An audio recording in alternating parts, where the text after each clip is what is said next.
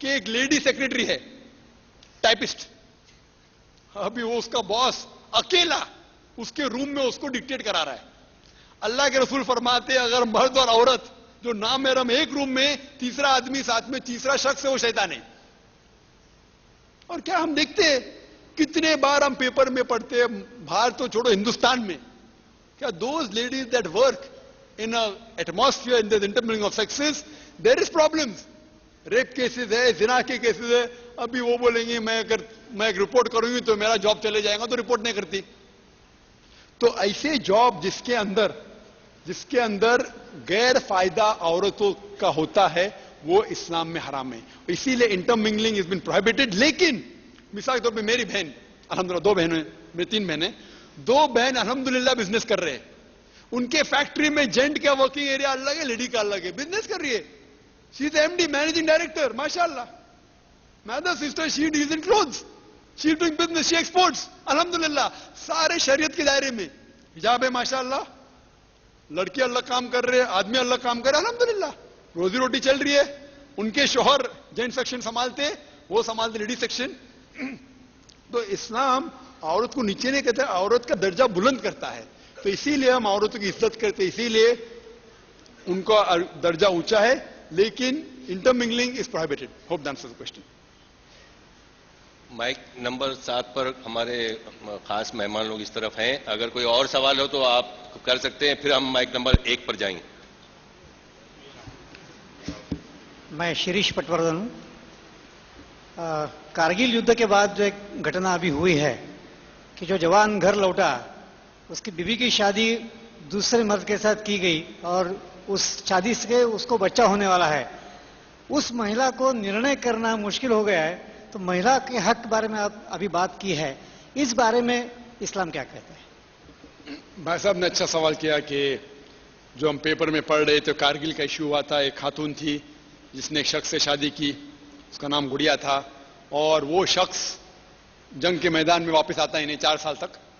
और ये खातून एक दूसरे मर्द से शादी करती है, चुपके से नहीं, माशरे के सामने, पंचायत के सामने। अभी 4 साल बाद पता चलता है कि उसका शोहर का इंतकाल नहीं हुआ था, लेकिन पाकिस्तान में उसे कैद किया गया था, वापस आता है। तो अभी मसला है कि वो पहले शोहर की बीवी है कि दूसरे शोहर की बीवी है, मसला ये। और हम कई फतवे देखते हैं टीवी के ऊपर, पेपर में, और अफसोस की बात है कि जो फतवे दिए गए वो इल्म की कमी होने की वजह से। चारों अहम्मा का कौल है, चारों अहम्मा, इमाम अबू हनीफा, इमाम शाफी, इमाम अहमद बिन हंबल, इमाम मलिक, कि अगर 4 साल तक शोहर लापता है तो वो खातून अपने काजी के पास जाके निकाह फस कर सकती है। ये फतवा है। अभी इस मामले में उस खातून ने जमाने के सामने शादी की, ये बात हो सकता है कि निकाह फस काजी के सामने नहीं की। अगर काजी होता तो निकाह फस कर देता था। तो इल्म की कमी की वजह से माशरे से कह दिया, लेकिन काजी के पास नहीं गया। तो गलती उसकी ये थी कि उसने काजी के पास जाके निकाह फस नहीं किया।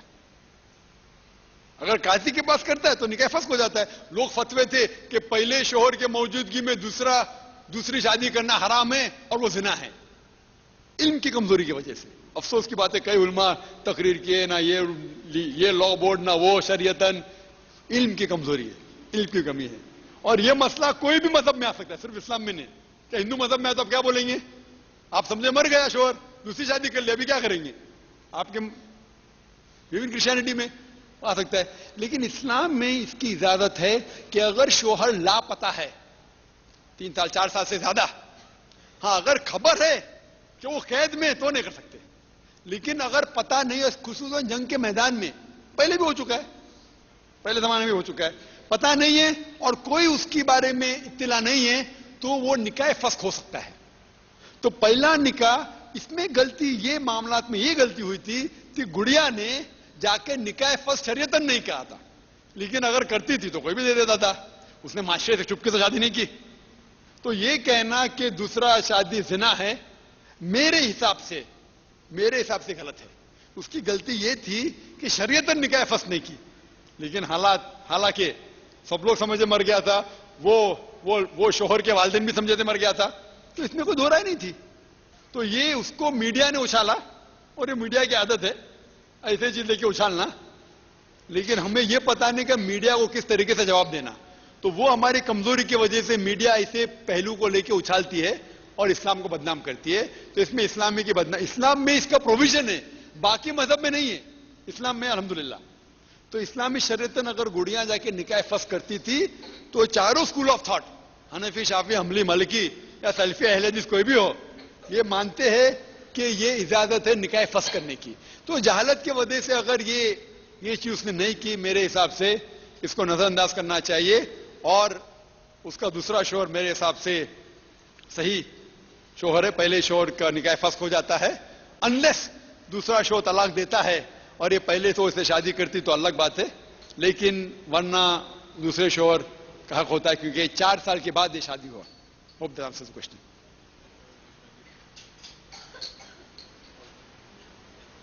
आइए हम अभी माइक नंबर 1 पहले माइक नंबर 1 पर आते हैं, सवाल कीजिए। अस्सलाम वालेकुम, मेरा नाम अल्ताफ शेख है। मेरा सवाल यह है कि इस्लाम के हिसाब से लड़कियों को लव मैरिज करने की इजाज़त है, और मेरा दूसरा सवाल यह है कि जो लड़कियां, नहीं 1 मिनट, मेरा सवाल दूसरा। मतलब 1 मिनट की वक्त नहीं है मेरे पास, वक्त की किल्लत। एक सवाल पूछिए, दूसरा सवाल की लाइन के पीछे जाइए, लाइन के पीछे जाइए, वक्त रहा तो इंशाल्लाह मैं जवाब दूंगा।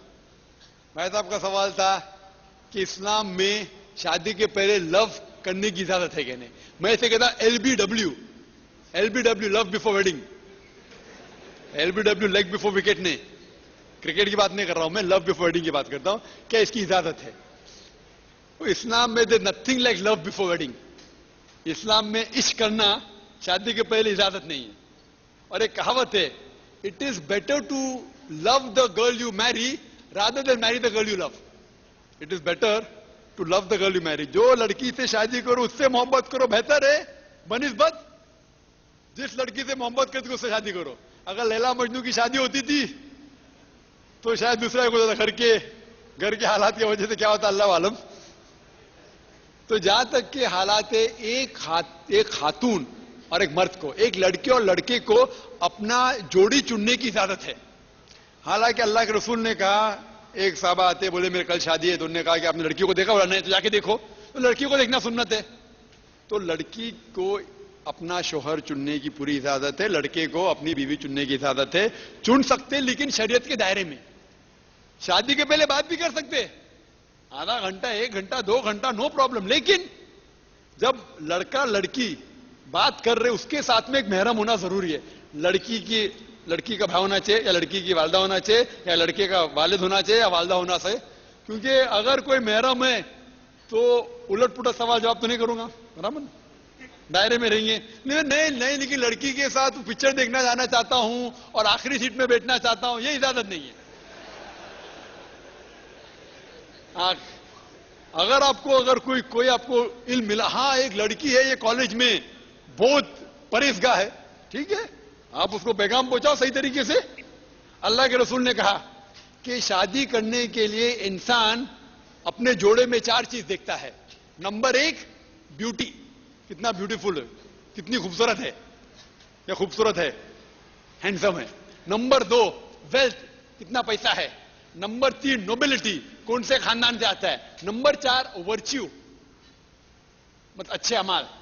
और सबसे बेहतरीन है वर्च्यू, तकवा, अच्छे अमाल। अफसोस की बात है ज्यादा लोग beauty and wealth, bank balance देखते हैं, ब्यूटी देखते हैं, देखना चाहिए तकवा। तो अगर आपको पता है कि एक लड़की है जो अच्छे तकवे मुत्तकी है और आप उसको पैगाम पहुंचाना चाहते हैं, तो सही चैनल से आप अपने वालिदैन से करो, अपने रिश्तेदार से करो, उनसे रिश्तेदार से मिले, आप बैठ के बात करो। 1 बार मिलो, 2 बार मिलो, 3 बार मिलो, मिलने की मुमानियत नहीं है। पूछो भाई क्या करना चाहते हैं, सब पूछ सकते, लेकिन इस्लाम के दायरे में। आप यह बोलेंगे, वो अपने हिसाब में रहेंगी, नकाब करना फर्ज नहीं है, लेकिन आप बोलेंगे नहीं मैं चाहता हूं कि मैं आपको अलग पोस्ट में देखूं, तो ये इजाजत नहीं है। आप बात कर सकते हैं, 1 घंटा 2 घंटा पूछिए उसके बारे में, इल्मी बात के बारे में, नो प्रॉब्लम, बात कर सकते हैं, लेकिन साथ में महरम होना चाहिए, कौन ना कौन दूसरा आदमी, अकेले में नहीं मिल सकते आप। तो इसके दरमियान अगर आपको पता चले कि एक खातून है जो मुत्तकी है, या एक जन जाने के एक इंसान है मुत्तकी है और उनसे शादी करना चाहते हैं, तो सही तरीके से बिल्कुल कर सकते, ये इजाजत है। लेकिन घूमना फिरना और गैर इस्लामी काम करना ये हराम है। उम्मीद है कि जवाब माइक नंबर 2 सवाल करें। Assalamualaikum. My name is Naeem Sheikh. I am working with German MNC as an electronics engineer. Allah Ta'ala says in Quran, chapter number 2, verse number 230, a man who pronounces divorce 3 times to his wife, she is not lawful for him for a waiting period, and after it expires, and if they desire to remarry again, they cannot remarry unless and until she marries to second husband and he subsequently divorce her on his own free will. My question is, what if he does not divorce her on his own free will? भाई साहब ने सवाल किया जिसका जवाब मैं already पहले जवाब में दे चुका है। भाई साहब का सवाल है कि सूरह बकरा में सूरह नंबर 2 आयत नंबर 230 की आयत है कि तलाक मर्रतान में 3 दफा आप तलाक दे सकते, 3 तलाक देने के बाद आप वही बीवी से, आप वही औरत से शादी नहीं कर जब तक वो दूसरे शौहर से शादी ना किए और वो तलाक नहीं दे। भाई साहब का सवाल है, अगर वो तलाक नहीं देगा तो तलाक नहीं दूंगा तो वापस शादी मत करना, प्लानिंग करना हराम ही है। ये मैंने पहले जवाब में कह चुका, अगर आप प्लानिंग करेंगे क्या करेंगे, अब एक शख्स को ढूंढता हूं, आप शादी करो, शादी के 1 रात के बाद आप तलाक दो, ये हराम है, ये जिना है, प्लानिंग करना गलती है। तो अब ये पूछते कि तलाक नहीं दे तो यानी कि आप तलाक की प्लानिंग करें। अगर आप तलाक की प्लानिंग करें कि अब 1 रात के बाद तलाक देना, 1 हफ्ते के बाद तलाक देना, ये हराम है, ये जिना है। कुरान में ये लिखा गया है कि एक शादी ब्याह गुड्डा गुड्डी का खेल नहीं, का शादी करो तलाक दो, शादी दो तलाक दो, गुड्डा गुड्डी का खेल है क्या? मेरी वालदा कहती थी आप मार्केट में जाएंगे तो दाल आटे का भाव मानना पड़ेगा। दाल आटे का, पहले हमें समझा दाल आटे का मतलब क्या। दाल आटे का मतलब when you go to the market come to, मतलब आप अभी समझते हैं कि गुड्डा गुड्डी का खेल है, आप दूसरे से शादी करो फिर पता चलेगा। फिर अगर आपको समझेगा अरे मैं मेरे पहले शोहर से इतनी किरकिर करती थी कि वो मुझे रोज सिर्फ 6 घंटे देता है, ये नया शोहर तो 2 घंटे ही दे रहा है, आप समझे। आप सोचेंगे अरे मेरी बीवी ऐसी है, बाद में मालूम पड़ता है मार्केट का वैल्यू कि मेरी पहली बीवी अल्हम्दुलिल्लाह 100 गुना अच्छी है। तो जब भी आपको पता चला, और आमतौर पे अगर वो शौहर ने तलाक दिया तो आप अपने पहले शौहर से शादी कर सकती है, इसको 3 तलाक। लेकिन 1 तलाक हुआ तो दूसरी शादी करने की जरूरत नहीं, इजाजत है। प्रॉब्लम कब आता है, जब आप तलाक सही तरीके से देते नहीं। अगर सही तरीके से तलाक देंगे, 3 महीने का पीरियड रहेगा और आप तलाक देंगे तो फिर से शादी कर सकते हैं, हलाला करने की जरूरत नहीं। आप समझ रहे हैं नहीं? ये इल्म की कमी होने की वजह से ये माशरे में ये हालत है। Hope the answer the question. अभी हम खवातीन की तरफ चलते हैं। माइक नंबर 3 सवाल करें। नमस्ते, मेरा नाम सुचेता कुलकर्णी है। मेरा नाम सुचेता कुलकर्णी है, मैं इलेक्ट्रॉनिक्स इंजीनियर हूँ। अभी आपके स्पीच में आपने कहा कि मुस्लिम लड़कियों को भी मेडिकल प्रोफेशन में जाना चाहिए, डॉक्टर बनना चाहिए, और अभी आप कह रहे हैं कि कोएड कॉलेजेस में नहीं जाना चाहिए। Isn't this contradictory?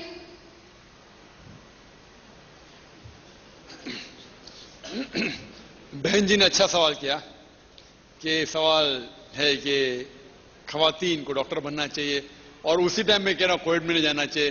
बहन जी को शायद पता नहीं कि हिंदुस्तान में कई मेडिकल कॉलेज तो सिर्फ खवातीन के लिए, दिल्ली में भी है, बहुत है, उनको इल्म नहीं है। और दुनिया में कई मेडिकल कॉलेजेस है जो सिर्फ खवातीन के लिए भी है, सऊदी अरेबिया में है, बहुत से मुमालिक में है, हिंदुस्तान में कम है लेकिन हिंदुस्तान में भी है। अफसोस की बात है कि बंबई में नहीं, ये पूना में नहीं। इंशाअल्लाह इनामदार साहब से दरखास्त करूंगा कि शुरू करे इंशाअल्लाह। ये कह रहा हूं कि मैं कहता हूं कि ये मैंने कभी ये तकरीर में नहीं कहा कोएड कॉलेज में जाना हराम है। मैंने ये कहा तकरीर में कोएड कॉलेज में ऐसी चीजें होती है। कोएड और सर्वे हो चुका है बहन जी।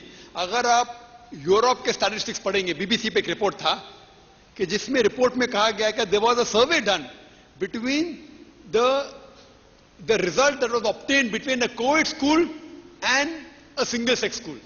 एक स्कूल जिसमें एक ही जिन्स के लोग हैं, सिर्फ लड़के या सिर्फ लड़की है, उसका सर्वे लिया गया और कोएड स्कूल में। इसमें यह पता चला कि बच्चे ज्यादा वक्त ये गुजार रहे थे किस तरीके से अब लड़के लोग लड़की के सामने हीरो बन सके, उसमें ज्यादा वक्त गुजार रहे थे। और result of a single sex school was far superior.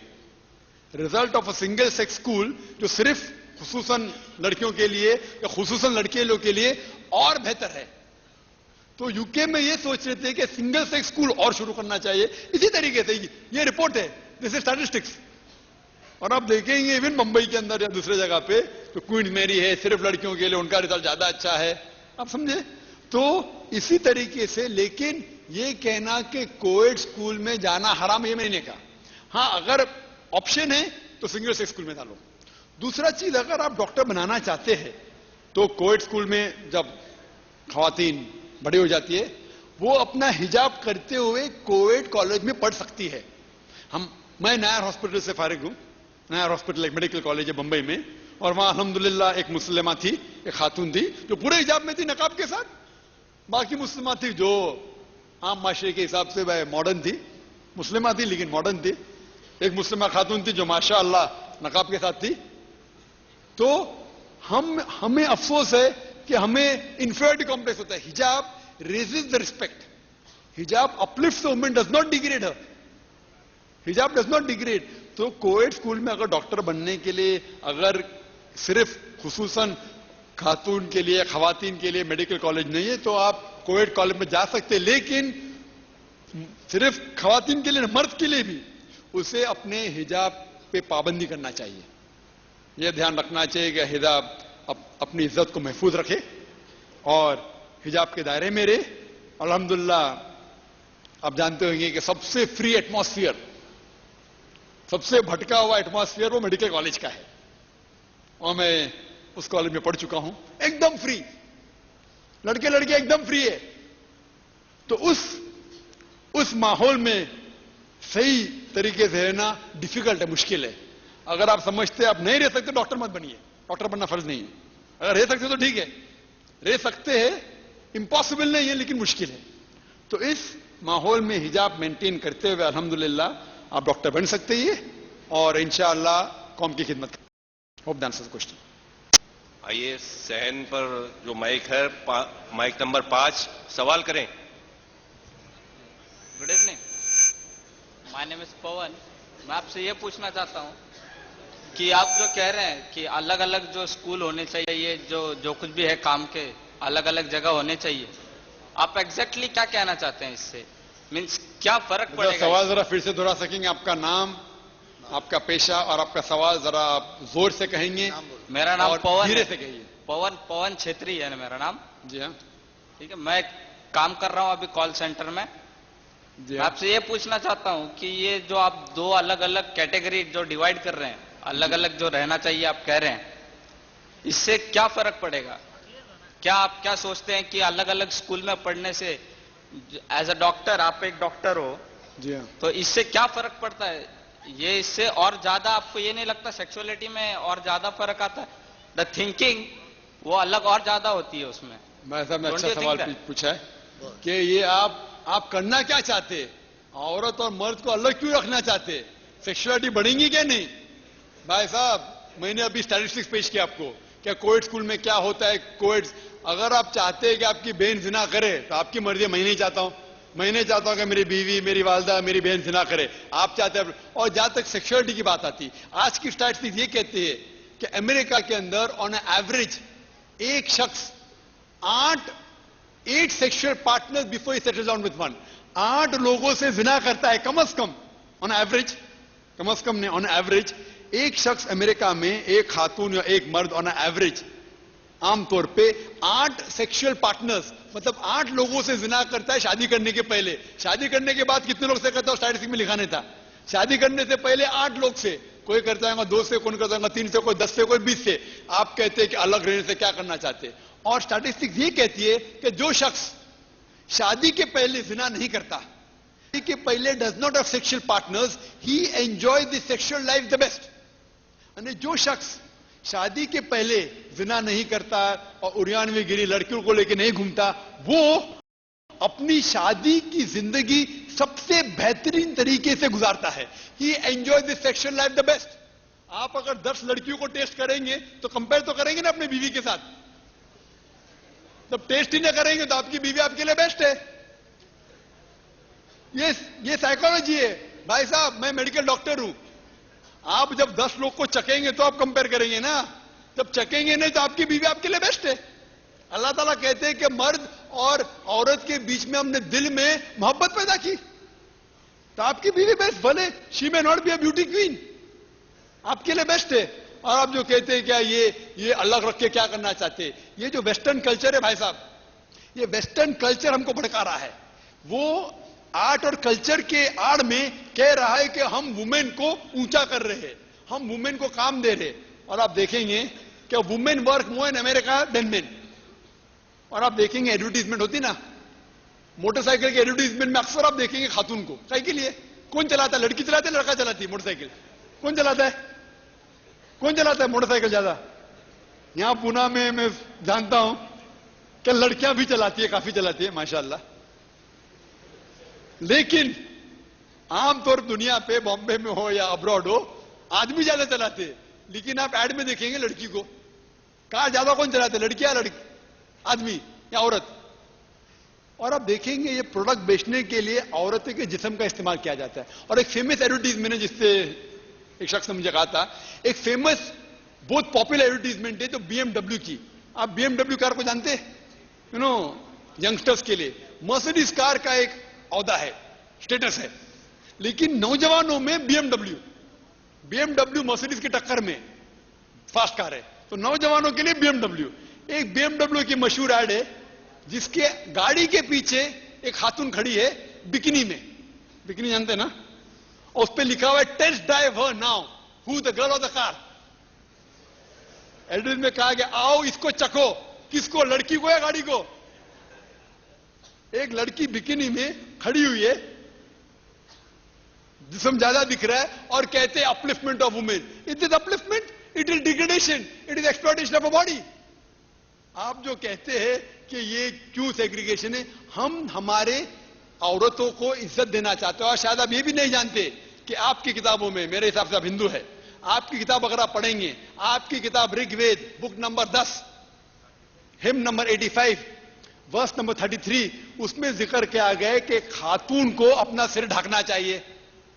आप अगर रामायण पढ़ेंगे, महाभूति वॉल्यूम नंबर 2 पेज नंबर 71 में, रामायण जब परशुराम को देखते हैं, राम श्री राम जब परशुराम को देखते हैं, वो अपने बीवी सीता से कहते हैं कि आपके बड़े आए हैं, आप अपनी नजर नीचे करो और सर को ढाको। अफसोस की बात है हम हमारी किताब कहां पढ़ते हैं? तो आपके किताबों के अंदर भी हिजाब है, बाइबल में भी हिजाब है, रामायण में भी हिजाब है, आपके वेदा में भी हिजाब है। अफसोस की बात है हम पढ़ते किधर? तो ये अल्लाह सुब्हानहू व तआला का निजाम है, खुदा का निजाम है कि हमें औरतों की इज्जत करना चाहिए। इज्जत का मतलब ये नहीं क्या भाई शोल्डर टू शोल्डर चले, गले में गले हाथ डाल के चले और कहेंगे कि मॉडर्न है। ये मॉडर्न है, डिग्रेडेशन है। Today America is going to the dogs. आज अब देखेंगे आप, पहली तारीख गवाह है बेबीलोनिया हिस्ट्री में, history of Greek, history of Egypt, women were used for sex and pleasure. आज क्या हो रहा है अमेरिका में? वही हो रहा है।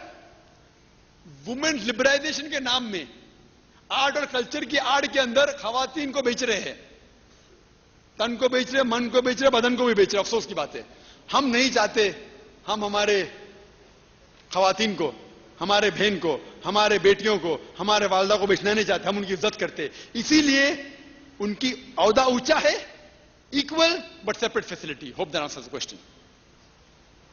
माइक नंबर 6 सवाल करें। अस्सलाम वालेकुम रहमतुल्लाह। मेरा नाम सैयद सिब्तुल हसन है, मैं मेडिकल स्टूडेंट हूँ ये आजम कैंपस में। मेरा सवाल यह है कि अगर कोई बेटा शदीद नाफरमानी की करने के बाद और उसको अपना बाप अपनी जायदाद से बेदखल कर रहा है, मैं सर सवाल जरा जोर से पूछेंगे, अगर धीरे से, अगर जोर से, माइक के करीब आके पूछिए। अगर कोई बाप ये दावा करता है कि मेरा बेटा सख्त शदीद नाफरमानी कर रहा है और मैं इसको अगर मेरा बेटा क्या कर रहा है? नाफरमानी कर रहा है और मैं इसको बेदखल कर रहा हूं अपनी दौलत से, क्या यही कानून लागू होता है लड़की के लिए भी? अगर वो नाफरमान हो तो क्या उसको बाप बेदखल कर सकता है अपनी दौलत से?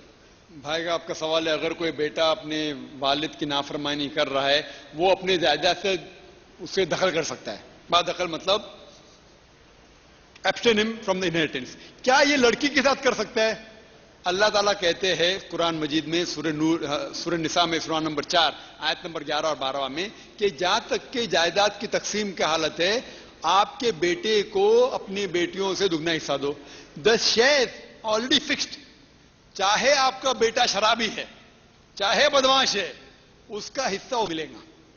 आपको कोई हक नहीं उसको जायदाद से बादखल करने की, कोई इजाजत नहीं। चाहे वो लड़की है या लड़का हो, दोनों को अपना हिस्सा मिलेगा। जो हिस्सा अल्लाह ने मुकर्रर किया है कुरान मजीद में, वो उसे मिलेगा। आप उसको उससे महरूम नहीं रख सकते, क्योंकि अल्लाह ताला का ये आयत है कि अल्लाह ताला ने ये हिस्से, वो उसको गुनाह उसके मिलेंगे। अगर वो नाफरमानी कर रहा है, गुनाह कर रहा है, उसको उसकी सजा मिलेंगी आखिरत में। लेकिन मैं ये नहीं कह सकता अरे मेरा बेटा शराबी है तो मैं उसको जायदाद कम दूंगा या नहीं दूंगा।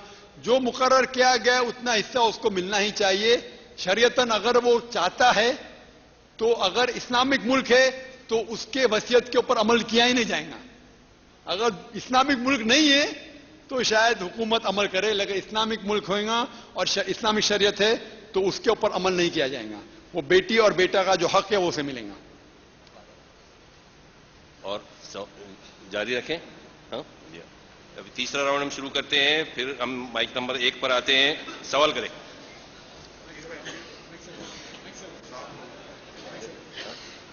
चल नहीं रहा है भाई। आप थोड़ा रुक लें। माइक नंबर 7 अपना सवाल करें। अस्सलाम वालेकुम, मेरा नाम हाजी मोहम्मद फिरदौस है और मेरे इल्म के मुताबिक डाइवोर्स के बाद इस्लाम में मेंटेनेंस नहीं दिया जाता है औरत को।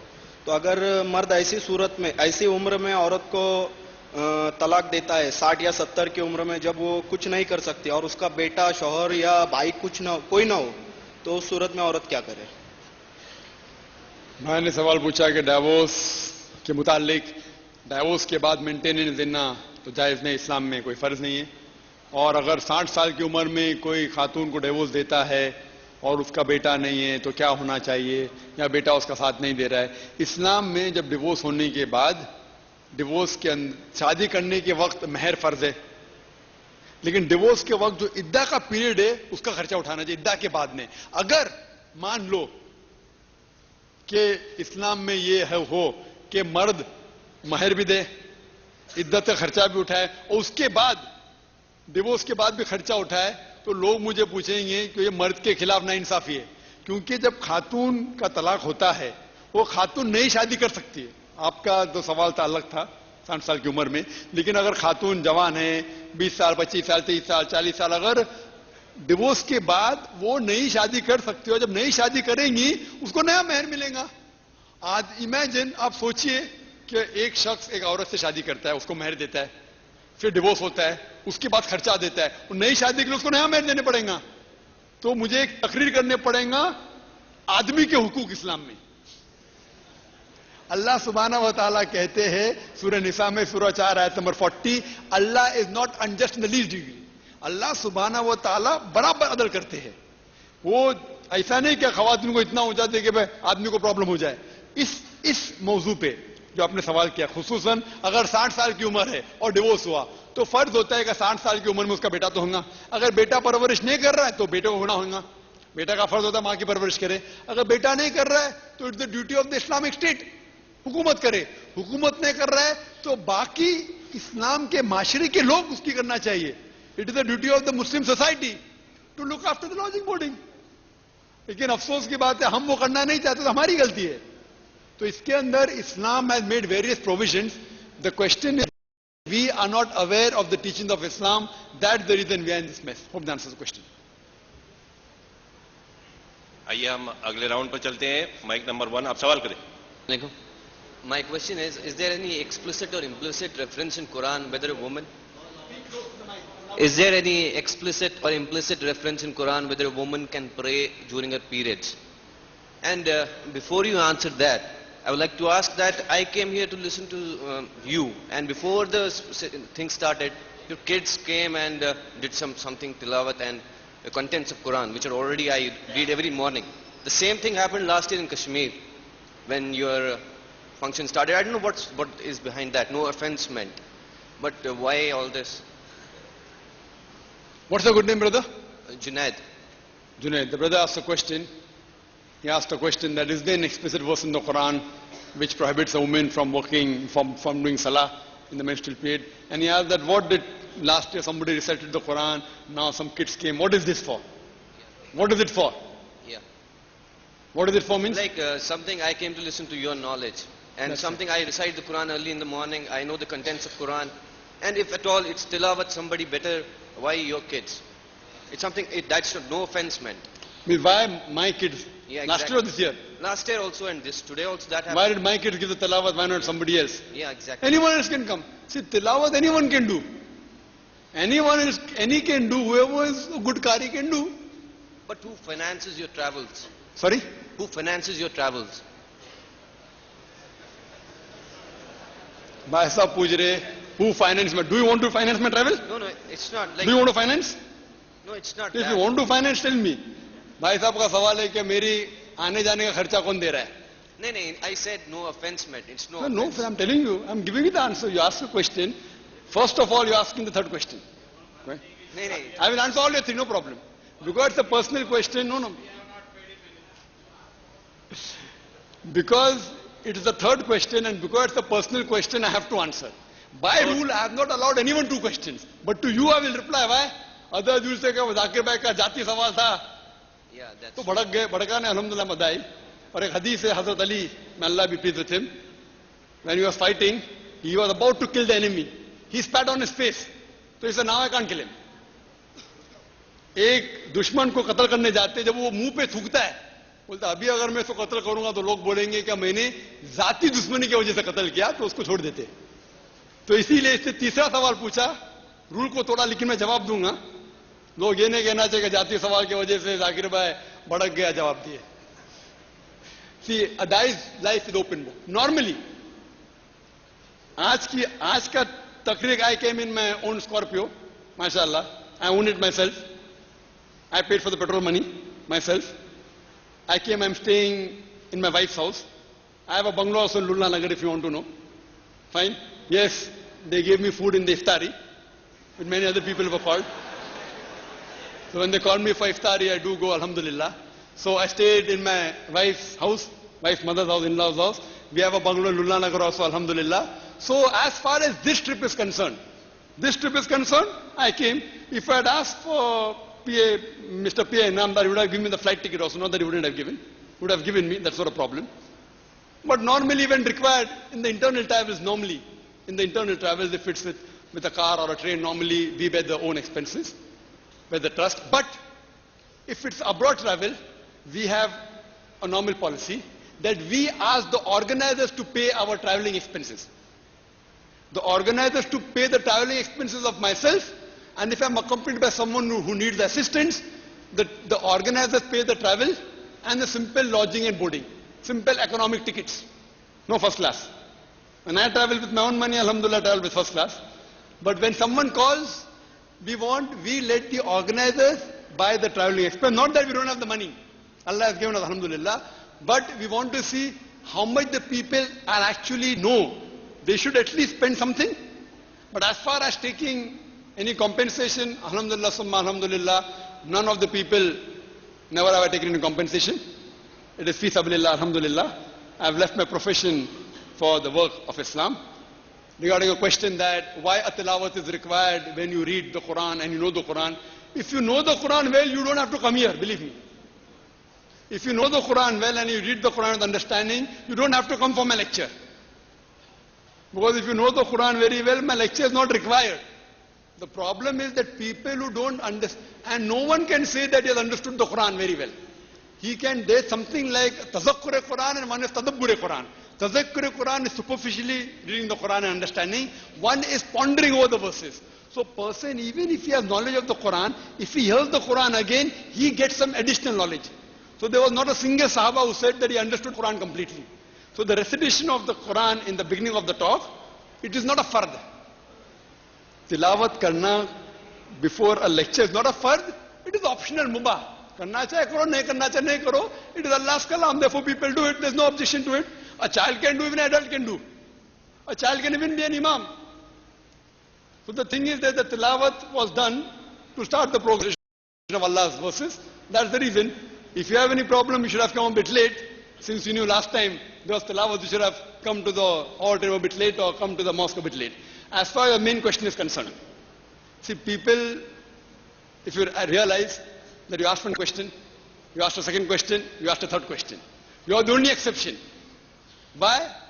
Because you spoke something about me personally, and I don't mind it. I don't mind at all. But you realize that you are the only person who broke the rules. Only person who asked 3 questions. No one else asked 3 questions. Now coming to your first answer. Do you want the answer of your main question? You want or no? So, पहले सवाल दिया बाजू में, दूसरा सवाल, तीसरा सवाल. पहले सवाल का जवाब I'll give it in Hindi, Urdu, fine. मैं उर्दू में कहूंगा क्योंकि वो बाकी सवाल जाती थे, उसका जवाब मैं इंग्लिश में दे चुका हूं. इनका सवाल था कि कुरान मजीद में या का साफ आयत है जिसमें लिखा गया है कि मेंस्ट्रुअल साइकिल में हैज की हालत में नमाज पढ़ना हराम है. ये सही हदीस में मिलते. कई चीजें आप अगर कुरान पढ़ेंगे, कुरान में नमाज पढ़ने का तरीका पूरा नहीं लिखा हुआ है.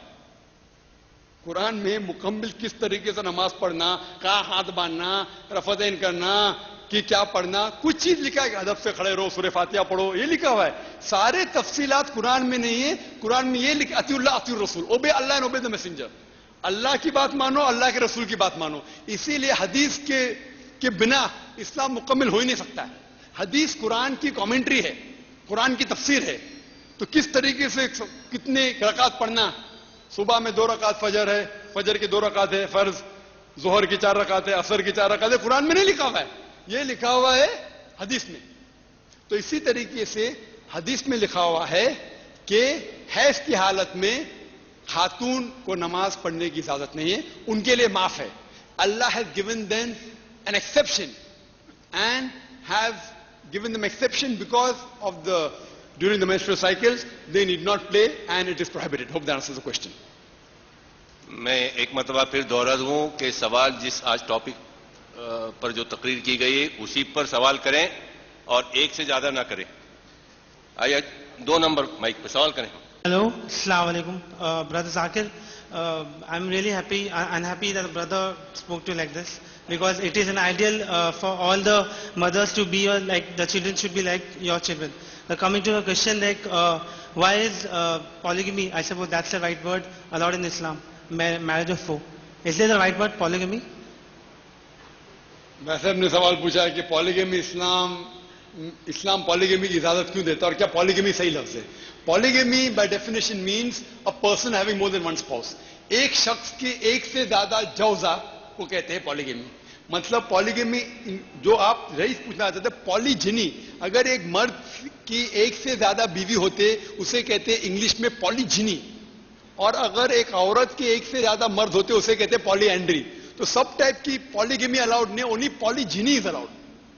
एक मर्द को एक से ज्यादा बीवी रखने की इजाजत है, लेकिन एक औरत को एक से ज्यादा मर्द रखने की इजाजत नहीं है.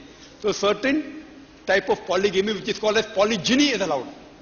भाई साहब का सवाल इसकी वजह क्या है? अगर आप दिगर मजहब की किताब पढ़ेंगे, कुरान एक वाहिद मजहब की किताब है जिसके अंदर लिखा है कि आप एक ही बीवी से शादी करो. वरना आप दिगर मजहब की किताब पढ़ो, रामायण पढ़ो, बाइबल पढ़ो, वेदा पढ़ो, उसमें कई जगह ये नहीं लिखा है कि एक ही बीवी से शादी करो. आप रामायण पढ़ेंगे तो श्री राम के वालिद श्री दशरथ, उसकी एक से ज्यादा बीवी थी. अगर आप महाभारत पढ़ेंगे, श्री कृष्ण की कितनी बीवी थे? 4, 10, 1000, 16,108. श्री कृष्णा की महाभारत में जिक्र है जब 16,108 थी, तो मुसलमान के 4 क्यों नहीं हो सकते? मैक्सिमम 4. आप अगर यहूद की किताब पढ़ेंगे, लिखा है कि सुलेमान अलैहिस्सलाम की 700 बीवियां थी. बाइबल में लिखा है इब्राहिम अलैहिस्सलाम की 3 बीवी थी. तो बाइबल, गीता, वेदा में मुमानियत नहीं कि आप एक ही करो. आप कितने भी कर सकते, 10, 15,000, 10,000, कोई मुमानियत नहीं है. ये माशरे ने मुमानियत लगाई है. आप अगर देखेंगे रब्बाय बेन गेंशम यहूदा, एक रब्बाय है यहूद के आलिम में, उसने कहा कि यहूद एक से ज्यादा बीवी नहीं करना चाहिए. बट उनकी किताब में इजाजत है. ये क्रिश्चियन चर्च ने प्रोहिबिशन लगाई है, मुमानियत लगाई है कि क्रिश्चियन आदमी एक ही बीवी कर सकता है.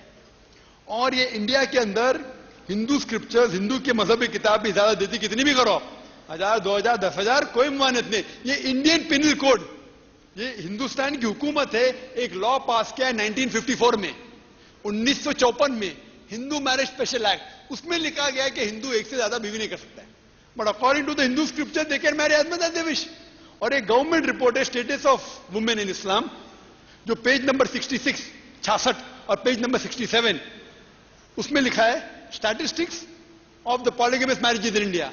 उसके अंदर स्टैटिस्टिक्स है कि हिंदुस्तान में कौन लोग एक से ज्यादा बीवियां करते हैं। उसमें लिखा है मुसलमान लोग 4.31% मुसलमान एक से ज्यादा बीवी करते हैं, हिंदू लोग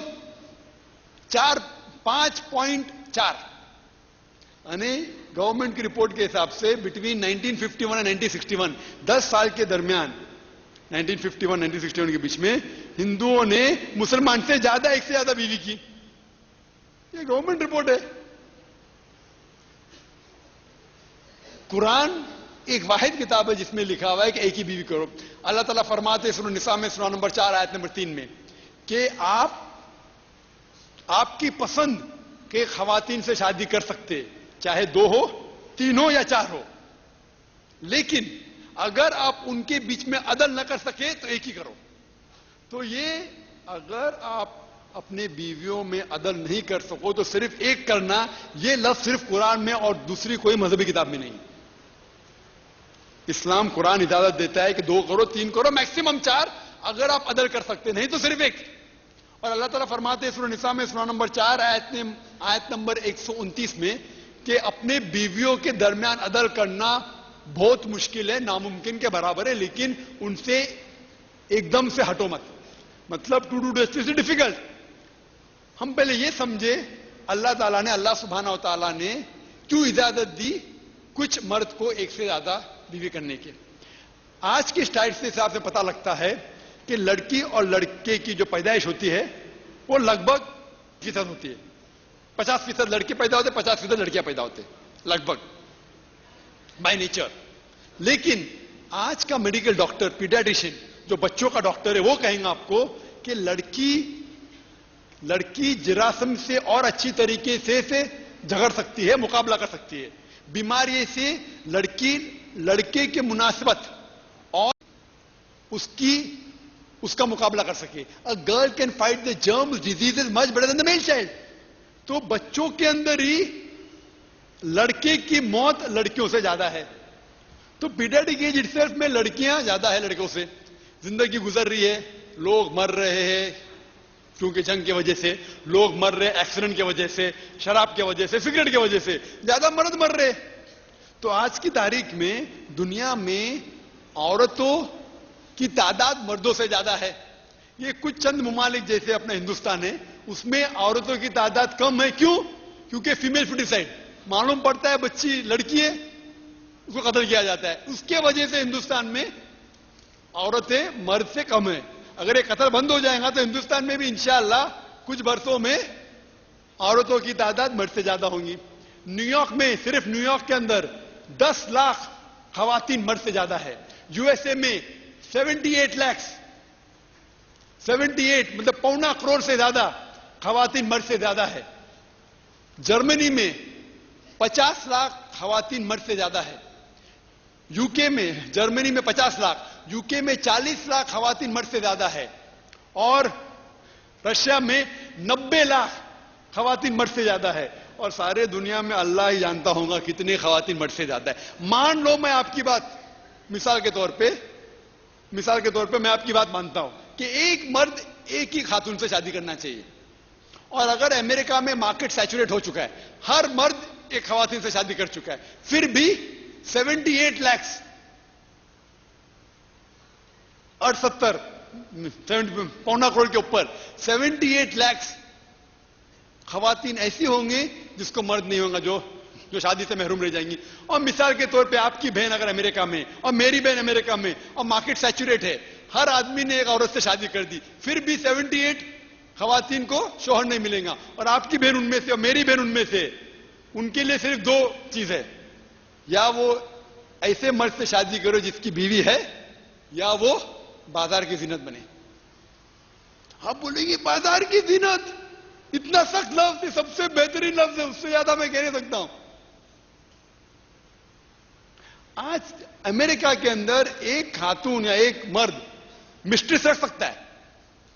एक आदमी मिस्ट्रेस, क्या कहते हैं लफ्ज कहने से, मैं लफ्ज जानता हूं लेकिन फंसी नहीं लफ्ज, क्या कहते हैं, रखेल। लफ्ज सख्त है बट कहना पड़ता है कभी कभी।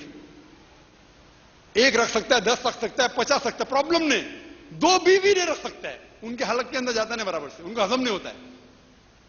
8 रखेल रखो चलेगा, 10 रखो चलेगा, 2 बीवी ने।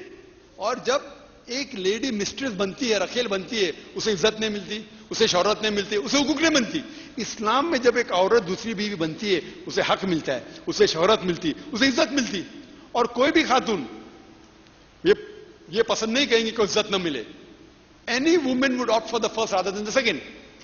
और ये भी मैं जानता हूं कि कोई भी खातून ये नहीं पसंद करेंगी कि अपने शोहर को वो बांटे, ये जानता हूं मैं। कोई भी खातून ये पसंद नहीं करेंगी कि अपने शोहर को मैं बांटूं दूसरे कोई खातून के साथ। लेकिन इस्लामिक शरीयत में एक रूल है, एक उसूल है, let a small loss take place to prevent a big loss.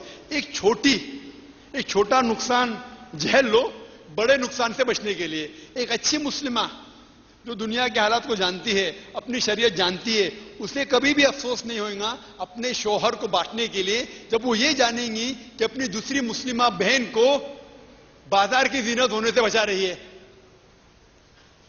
Late a small loss take place to prevent a big loss. तो एक अच्छी मुस्लिमा जो दुनिया के हालात को जानती है, शरीयत को जानती है, उसे अफसोस नहीं होगा अपने शोहर को कोई दूसरे खातून के साथ बांटने को, क्योंकि वो दूसरे खातून को बाजार की जीनत होने से बचा रही है। Hope that answers the question. अभी खवातीन से सवाल आएगा। माइक नंबर 3 सवाल करें।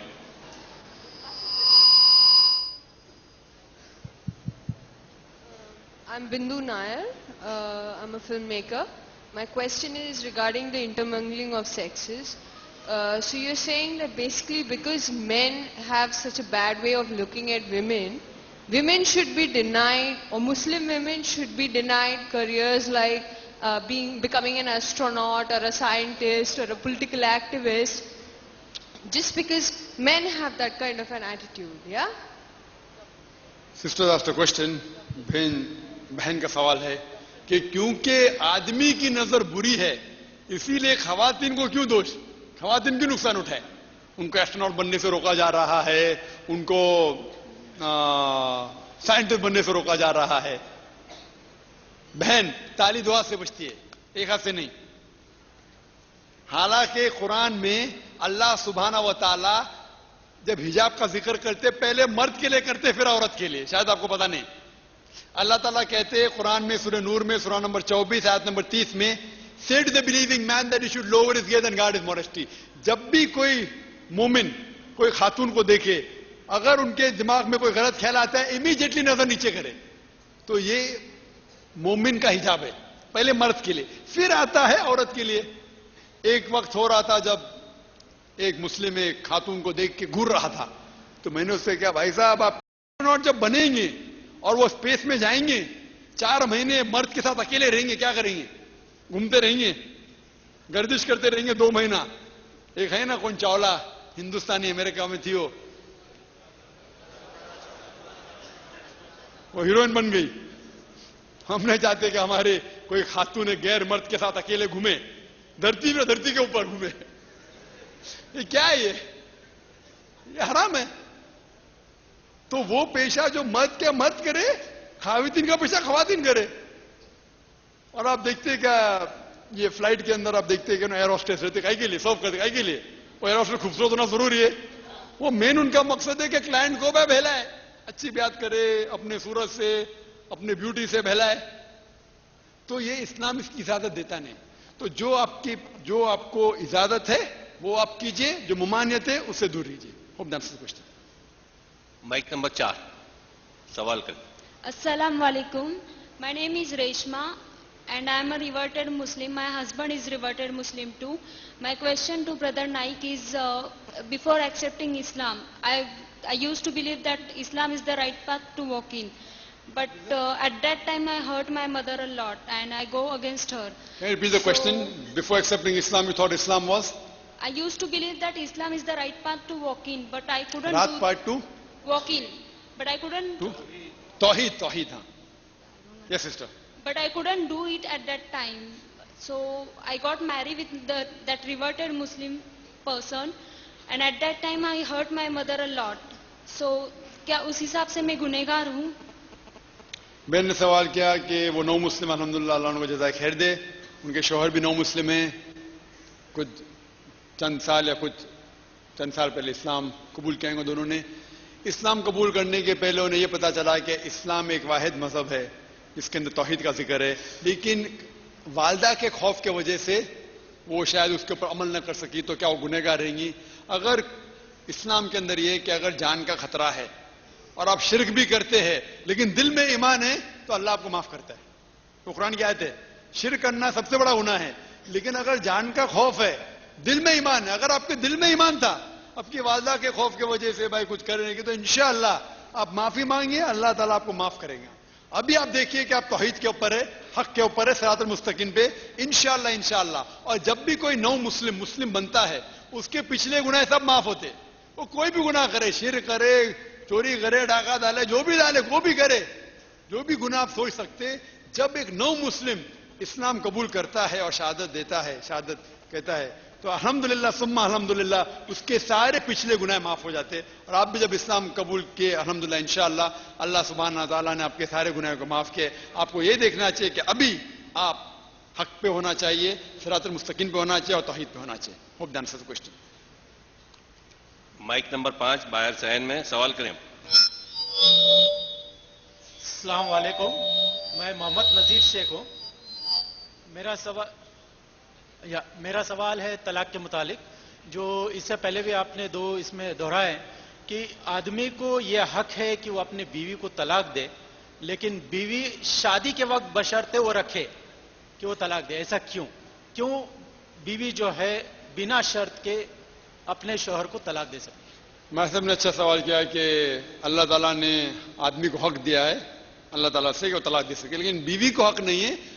अगर खुसूसन तलाकनामा में लिखा है तो अलग बात है, तो ये पहले से क्यों नहीं बीवी को हक दिया गया? बहुत अच्छा सवाल है। अगर मान लो अल्लाह ताला बीवी को हक देता था तलाक का, तो क्या होता था? औरत महल लेती थी, तलाक दे देती थी, नई शादी करती थी, नया महल लेती थी, तो नुकसान होता था मर्द का। क्योंकि तलाक जब होता है तो नुकसान होता है मर्द का, औरत का कम। औरत का नुकसान भी होता है, मर्द का भी होता है, लेकिन मर्द का नुकसान ज्यादा होता है।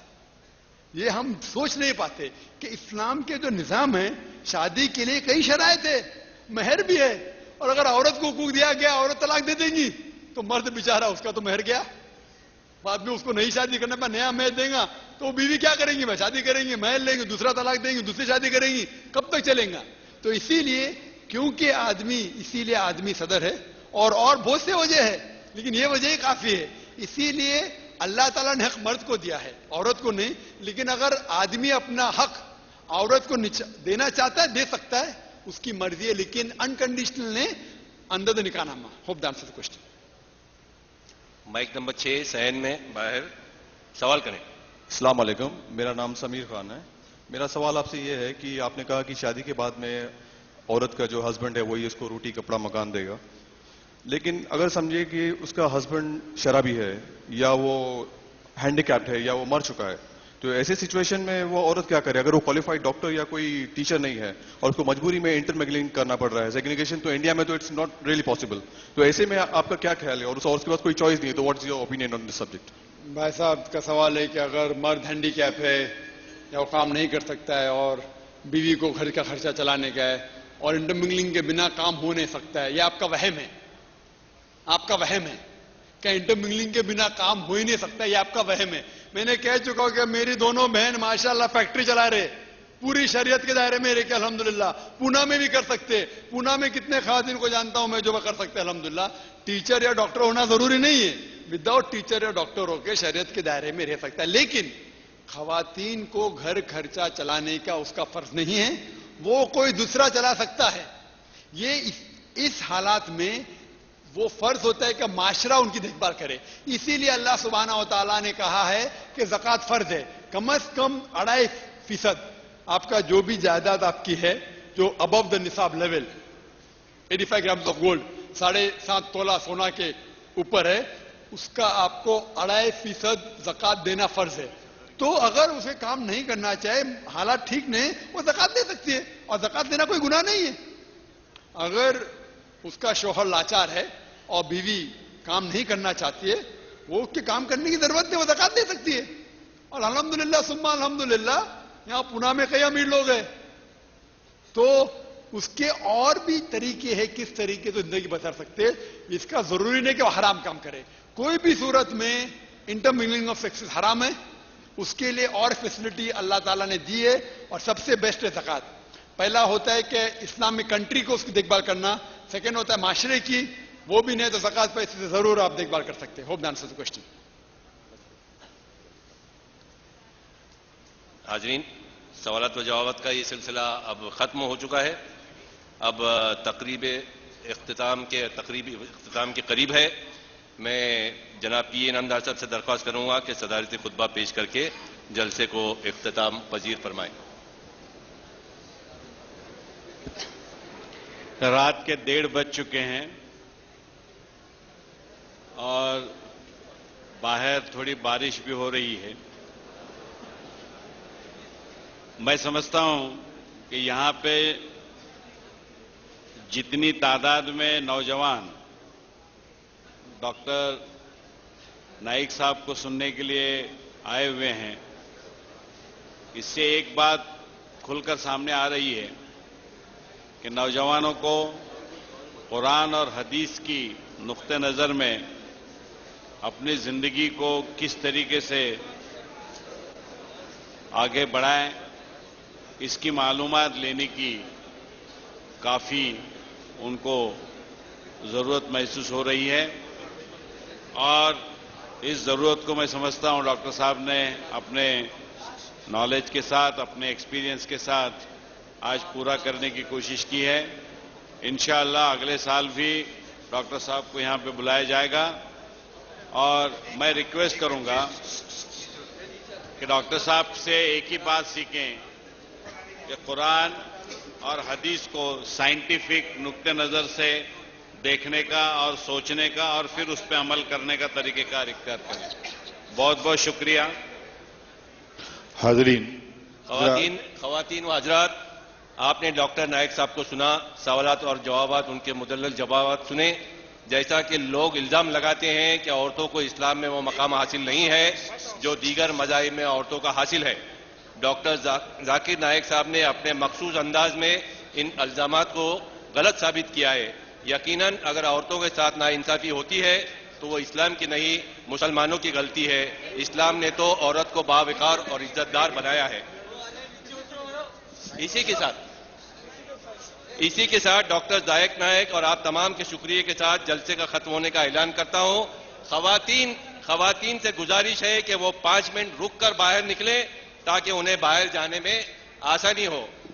जहां तक ट्रैफिक का सवाल है, जो लोग मोटरसाइकिल और कार इधर लगाए हैं मैदान में, उनको सिर्फ दाहिनी तरफ यूनानी मेडिकल कॉलेज की तरफ से उन्होंने बाहर जाना है। इस बात का नोट करें। शुक्रिया। खुदा हाफिज। हाज़रीन, गड़बड़ मत कीजिए, दूर रहिए, नारे मत